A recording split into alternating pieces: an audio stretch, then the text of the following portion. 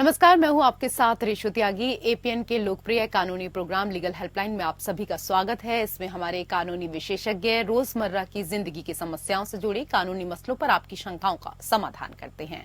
आप फोन करके कानूनी राय ले सकते हैं। आज हम रेरा कानून की बात करेंगे और इसके संबंध में तमाम जानकारी देंगे। साथ में ये भी बताएंगे कि प्रॉपर्टी विवाद को आप कैसे सुलझा सकते हैं। भारत सरकार ने वर्ष 2017 में एक एक्ट लागू किया था जिसके अंतर्गत रियल एस्टेट अर्थात जमीन या प्रॉपर्टी से संबंधित सभी गैर कानूनी कार्यों को प्रतिबंधित किया जाना था। इस एक्ट का नाम रेगुलेशन एंड डेवलपमेंट एक्ट या रेरा, इसको कह सकते हैं, रेरा रखा गया। लगातार ये शिकायतें आ रही थी कि बिल्डरों और प्रॉपर्टी डीलर गैर कानूनी रूप से कस्टमर से पैसे ले रहे थे और फ्लैट्स के नाम पर घटिया क्वालिटी का कंस्ट्रक्शन करके दिया जा रहा था। साथ में फ्लैट आवंटन में भी देरी की जा रही थी। इन सब समस्याओं को सुलझाने के लिए और बिल्डरों की मनमानी को रोकने के लिए रेरा लागू किया गया। रेरा कानून क्या है, नियम क्या है और इसमें शिकायत कैसे करें, इसके बारे में आपको हम आज विस्तार से जानकारी देने वाले हैं। तो ये थी रेरा से जुड़ी बुनियादी कानूनी जानकारी। ज्यादा जानकारी और सलाह देने के लिए हमारे साथ हैं कानूनी विशेषज्ञ अधिवक्ता नवीन पांडे जी। सर, बहुत स्वागत है आपका। शुक्रिया। तो नवीन जी, आपको रेरा के तमाम नियम, कायदे, कानून की जानकारी आज देने वाले हैं और इस विषय से संबंधित अगर आपका भी कोई सवाल है तो आप भी हमारे इस कार्यक्रम में कॉल कर सकते हैं। फोन लाइंस खुल चुकी हैं। 2 नंबर आपके टीवी स्क्रीन पर हैं। दोनों में से किसी भी नंबर पर आप डायल करें। रेरा से जुड़ी कानूनी जानकारी आप भी हासिल कर सकते हैं।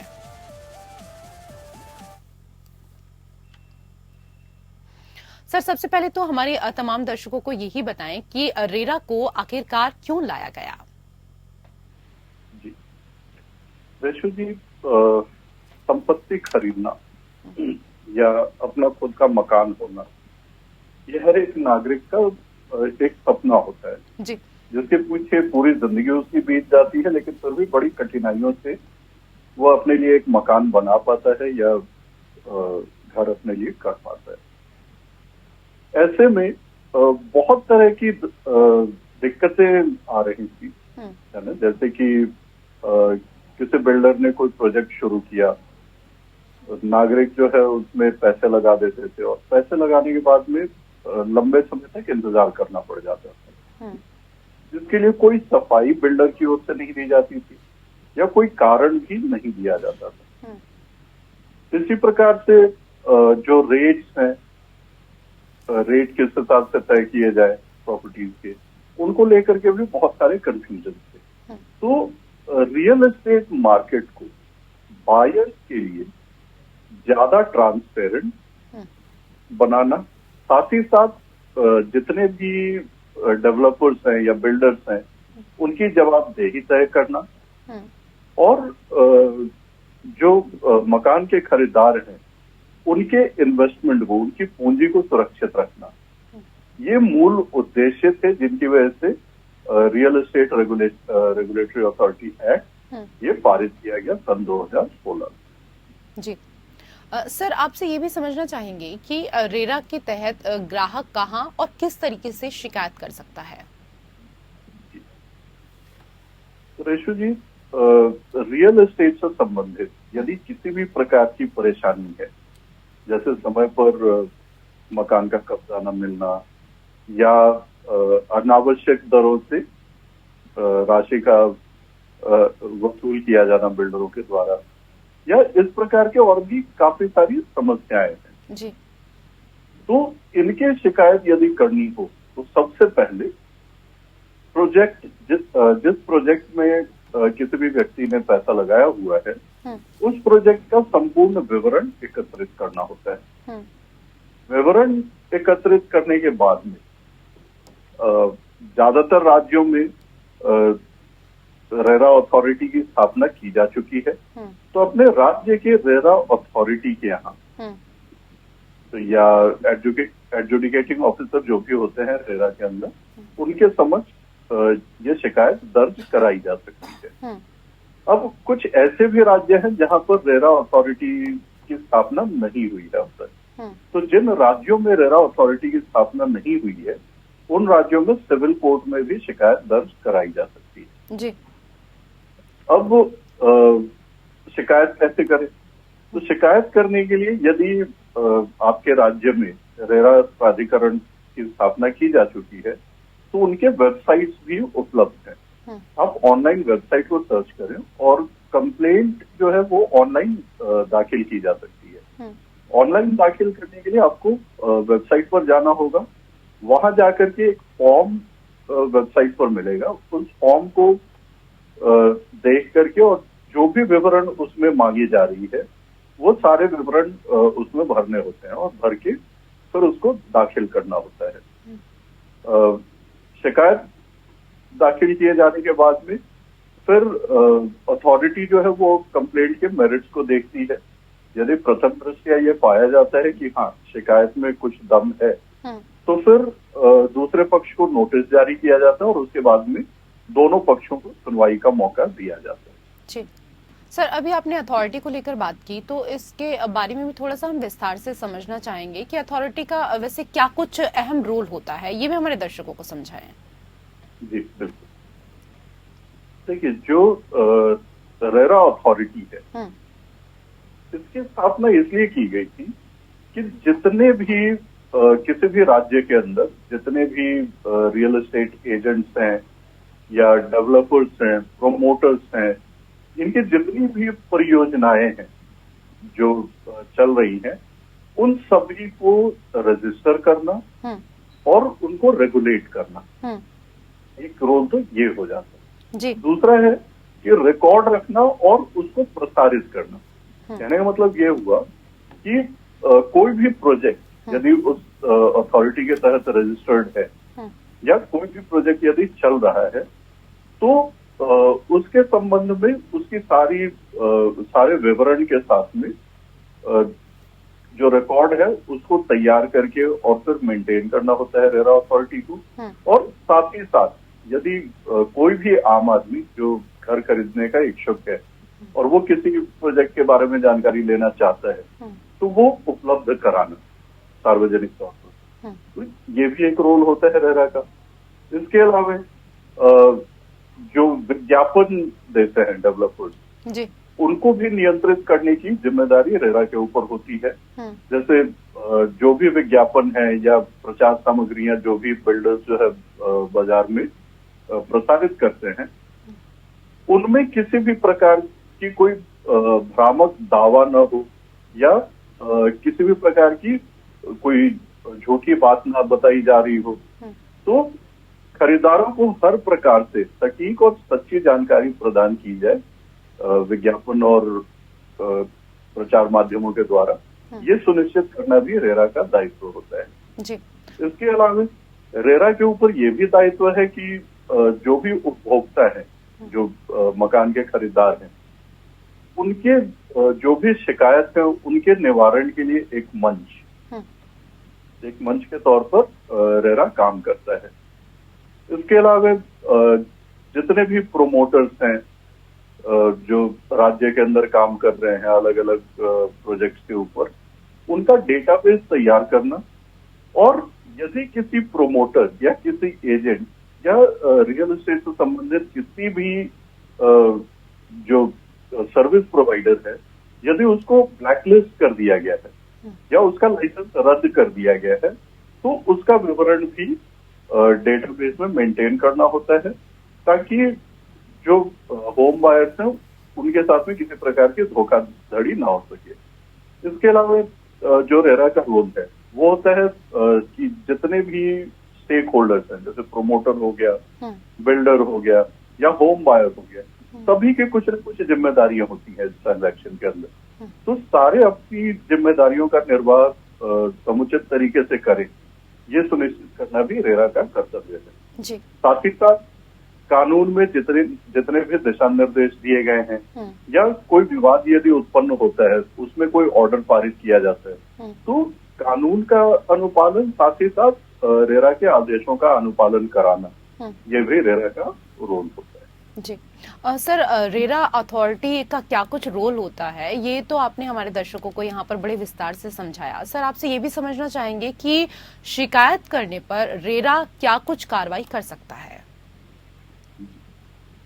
शेषू जी, जब भी कोई शिकायत दर्ज कराई जाती है रेरा अथॉरिटी के समक्ष, तो सबसे पहले प्रारंभिक जांच करके रेरा खुद को संतुष्ट करती है कि क्या शिकायत जो की जा रही है, क्या वास्तव में कोई ऐसा ऑफेंस हुआ है या नॉन कंप्लायंस हुआ है।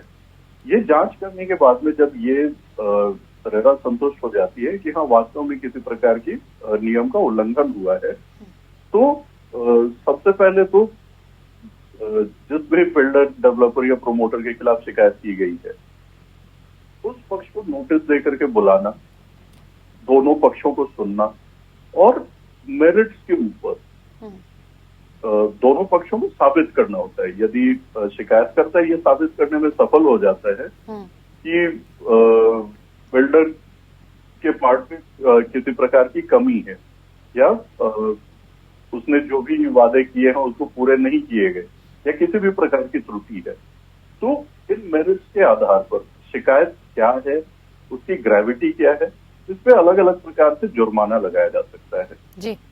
या सजा भी सुनाई जा सकती है। जैसे कि कुछ उदाहरण मैं देता हूँ। यदि रेरा के निर्देशों का अनुपालन नहीं होता है, तो ऐसी स्थिति में 5% तक का दैनिक जुर्माना, जो प्रोजेक्ट की टोटल लागत है उसका 5% तक का दैनिक जुर्माना लगाया जा सकता है।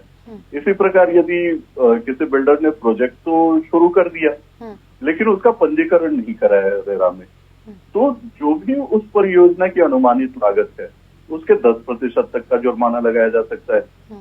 या ऐसा देखने को मिलता है कि कोई बिल्डर जो है भ्रामक जानकारी दे रहे हैं या गलत जानकारी दे रहे हैं, तो ऐसी स्थिति में फिर अनुमानित लागत का 5% तक का जुर्माना लगाया जा सकता है।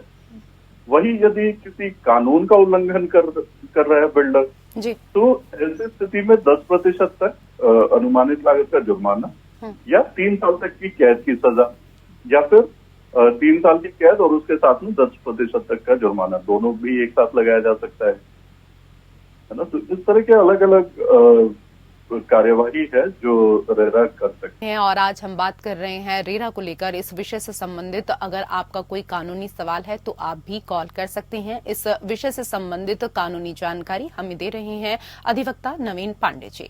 सर, अगर रेरा में शिकायत करने पर रेरा से मदद नहीं मिल रही है तो क्या की जाए? देखिए, रेरा में मदद नहीं मिल रही है, सबसे पहली बात तो ऐसा होता नहीं है।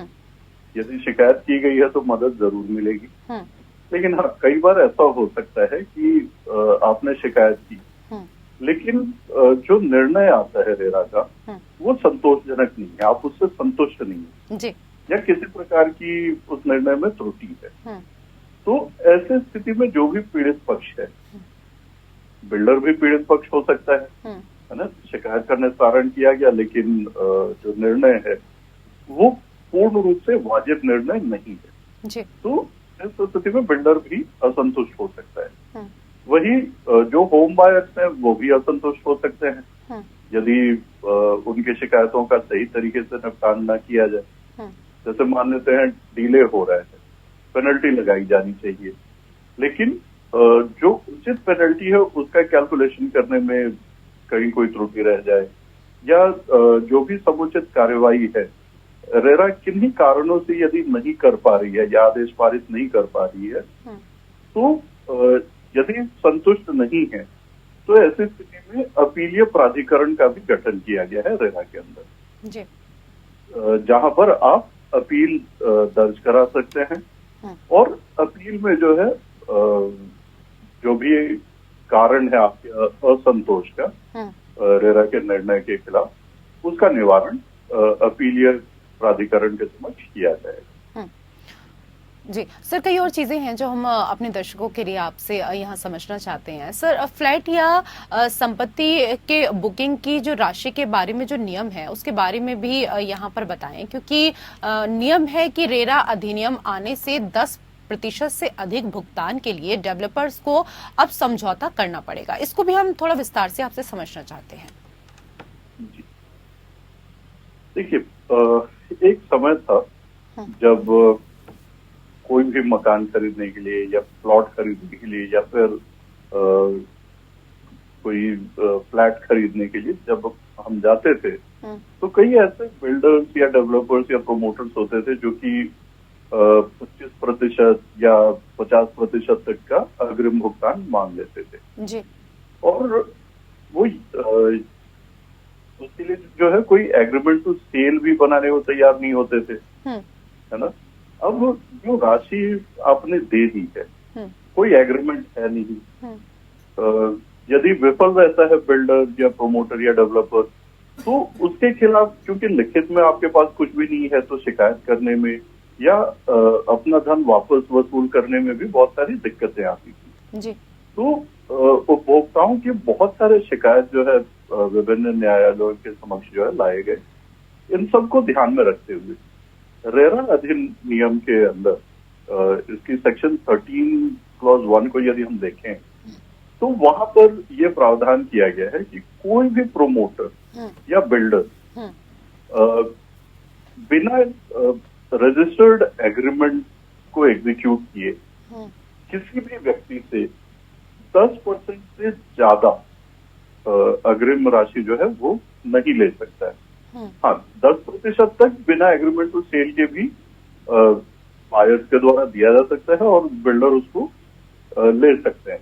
लेकिन यदि राशि जो है, जो बुकिंग अमाउंट है, वो जो भी उस पर्टिकुलर फ्लैट, जमीन या मकान का जो भी अनुमानित लागत है, उस लागत के 10 गुना से अधिक यदि अग्रिम राशि लेना चाह रहा है कोई भी बिल्डर, तो सबसे पहले उसको रजिस्टर्ड एग्रीमेंट टू सेल उसको एग्जीक्यूट करना ही होगा जी। बिना वो एग्रीमेंट किए हुए 10% से ज्यादा की रकम कोई भी बिल्डर, प्रोमोटर या डेवलपर नहीं ले सकता है जी। और यदि ऐसा करता है तो इसकी भी शिकायत जो है रेरा प्राधिकरण में की जा सकती है, जिसके खिलाफ समुचित कार्रवाई की जाएगी जी। सर ये भी बताएं, प्रोजेक्ट के वितरण में देरी पर मुआवजे का प्रावधान है, किस दर से मुआवजा तय होता है और क्या बिल्डर को ब्याज भी देना पड़ सकता है, और कौन कौन से वो हालात हैं जिनमें मुआवजा मिलता है, और मुआवजा नहीं मिलने पर बिल्डर पर क्या कुछ एक्शन लिया जा सकता है, क्या कुछ कार्रवाई हो सकती है? जब किसी भी प्रोजेक्ट के वितरण में देरी होती है, कब्जा देने में देरी होती है, तो रेरा के सेक्शन 18 इसके तहत प्रावधान किया गया है कि जब भी कोई प्रोमोटर या बिल्डर कब्जा देने में देरी करे तो उपभोक्ता के पास में 2 विकल्प हैं इस धारा के अंदर।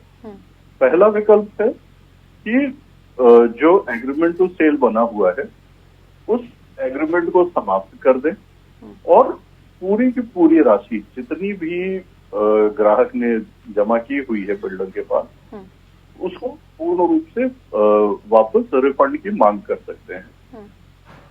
और यदि रिफंड की मांग करता है कोई भी ग्राहक तो प्रोमोटर की जिम्मेदारी बन जाती है कि वह पूरी की पूरी राशि को ब्याज सहित वापस करे। दूसरा ऑप्शन है कि जो ग्राहक है वो उस एग्रीमेंट को जारी रख सकता है और बिल्डर के खिलाफ मुआवजे का दावा कर सकता है। जो मुआवजा है ये संपत्ति की जो भी अनुमानित लागत है जी। उसके 5% तक की हो सकती है। उतना क्लेम किया जा सकता है जो भी जितने भी समय तक डिले हुआ है उस पूरे डिलेड समय के लिए। हालांकि 5% की बजाय अब इसको शायद बढ़ा करके 10% कर दिया गया है। जो इंटरेस्ट है, जो कैलकुलेशन है मुआवजे के लिए वो 5 से 10 रुपए प्रति स्क्वायर फीट के रेट से कैलकुलेट किया जाता है। और इस मुआवजे के ऊपर यदि मुआवजा देने में विलंब होता है तो उस स्थिति में 10% तक का ब्याज उस पर लगाया जा सकता है। जी। और यदि कोई बिल्डर जो है ये मुआवजा देने से मना करता है या ब्याज देने से मना करता है, तो इसकी शिकायत रेरा में की जा सकती है। और रेरा में जब शिकायत की जाती है तो मुआवजा न देने की स्थिति में रेरा के अंदर प्रावधान है कि 10% तक का जो है वो जुर्माना लगाया जा सकता है और 3 साल तक की कैद का भी प्रावधान किया गया है। जी। तो या तो जुर्माना या फिर कैद या फिर दोनों ही लगाया जा सकता है। ये निर्भर करता है केस की ग्रेविटी के ऊपर, सेंसिटिविटी के ऊपर, है ना, कि किस तरीके से बायर परेशान हुआ है उस स्थिति में, उसको देखते हुए निर्धारित होता है। जी। सर, बहुत बहुत धन्यवाद हमारे तमाम दर्शकों को इतनी अहम जानकारी रेरा के बारे में देने के लिए। और इसी के साथ हमारे विशेष कार्यक्रम लीगल हेल्पलाइन में मेरे साथ इतना ही। नमस्कार।